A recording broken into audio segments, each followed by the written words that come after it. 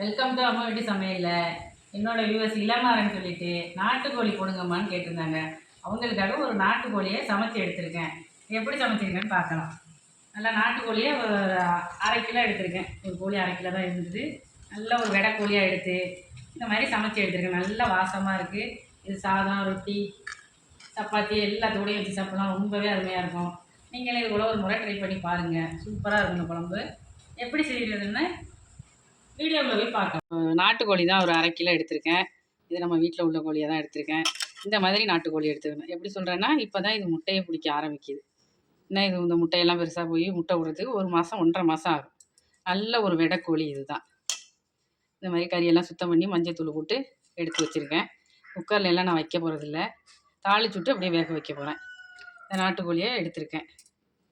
இதுக்கு சின்ன வெங்காயம் ஒரு 10, ஒரு சின்ன துண்டு இஞ்சி, ஒரு நாட்டு பூண்டு பல்லு ஒரு 10 பூண்டு பல்லு, கொஞ்சமாக கசகசா, அதாவது ஒரு 1/4 ஸ்பூனு, அது மாதிரி சோம்பு, ஒரு 10 மிளகு, இதெல்லாம் மிக்சி சாரில் போட்டு அரைச்சி எடுத்துக்கிறேன். இப்போ அரைச்சிட்டு வந்து இஞ்சி பூண்டு பேஸ்ட்டில் ஒரு ஸ்பூனு போட்டுக்கிறேன். அதுபோல் கொஞ்சமாக தக்காளியை சேர்த்துக்கிறேன். இந்த சிக்கனை நல்லா இது போல் பிசைஞ்சு ஒரு 1/2 மணி நேரம் வச்சிடணும். கொஞ்சமாக உப்பு சேர்த்து நல்லா எல்லாத்தையும் பிசைஞ்சு வச்சிடணும். ஒரு 1/2 மணி நேரம் கழித்து இதை தாளித்து எடுத்துக்கிறேன். அடுப்பு பற்ற வச்சு இப்போ நல்லா ஒரு மண் கடாய் எடுத்திருக்கேன். அதில் நல்லெண்ணெய் விட்டுருக்கேன். ஒரு 50 கிராம் நல்லெண்ணெய் விட்டுருக்கேன். ஒரு பிரிஞ்சி இலை, சோம்பு, இந்த அன்னாசிப்பூ, பட்டை, கிராம்பு எல்லாம் கொஞ்சமாக சேர்த்து தாளிச்சுக்கிறேன். கொஞ்சமாக ஜீரகம் சேர்த்துக்கலாம்.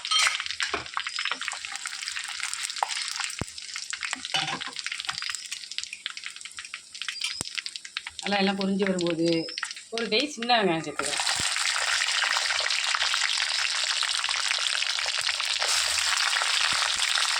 சின்ன வெங்காயம் நல்லா வதங்கிக்கிட்டு இருக்குது. சின்ன வெங்காயம் தான் சேர்க்கணும், அப்போ தான் நல்லா வாசமாக இருக்கும். அதனால் நான் எல்லாமே சின்ன வெங்காயம் தான் எடுத்துருக்கேன்.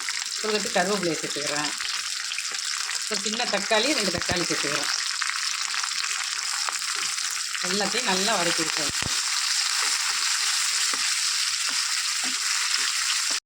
தக்காளி, வெங்காயம் எல்லாம் நல்லா வதங்கிடுச்சு. இப்போ நம்ம எடுத்து வச்சுருக்கிற இஞ்சி பூண்டு பேஸ்ட்டு ஒரு 2 ஸ்பூன் சேர்த்துக்கிறேன். நல்லா இஞ்சி பூண்டு எல்லாமே நல்லா வதங்கிக்கிட்டு இருக்குது. இப்போ நம்ம கறியை சேர்த்துக்கிறோம். கோழிக்கறியை சேர்த்துக்கிறோம். நல்லா இஞ்சி பூண்டு, தக்காளி எல்லாம் போட்டு பெசரி வச்சுருந்தேன். ஒரு 1/2 மணி நேரம் ஊற வச்சுருந்தேன். அந்த சிக்கனை இப்போ இது கூட நான் சேர்த்துக்கிறேன். நாட்டுக்கோழியெல்லாம் இந்த மாதிரி தான் சமைக்கணும். நல்லா விறகு அடுப்பில் வச்சோம்னா இன்னமும் நல்ல வாசமாக இருக்கும். நான் ஆனால் கேஸில் தான் செய்கிறேன் இன்றைக்கி. இந்த மாதிரி மண் கடாயில் விறகு அடுப்பில் வைக்கணும். சூப்பராக இருக்கும்.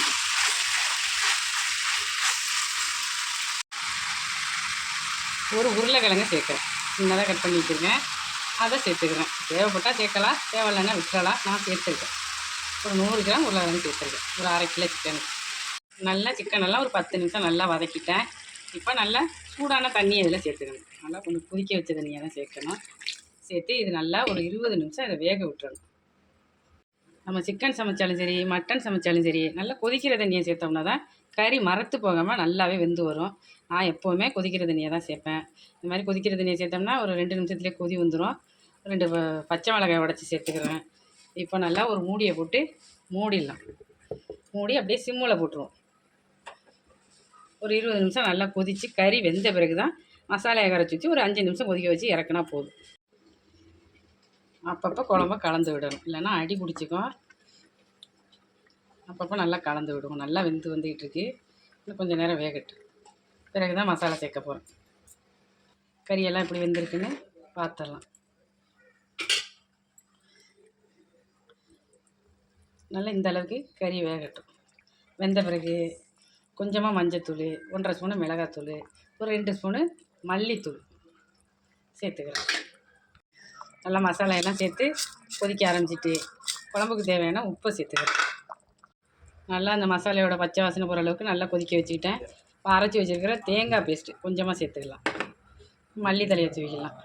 தூவி ஒரு 2 நிமிஷம் கொதிச்சா போதும், இறக்கிடலாம். நல்ல ஒரு அருமையான நாட்டுக்கோழி குழம்பு. இது சாதம், சப்பாத்தி, தோசை, இட்லி எல்லாத்துக்குமே நல்லா சூப்பராக இருக்கும். இந்த மெத்தட்லேயே நீங்களும் ஒரு முறை வச்சு பாருங்கள். நெக்ஸ்ட் வீடியோவில் பார்க்கலாம். பாய்.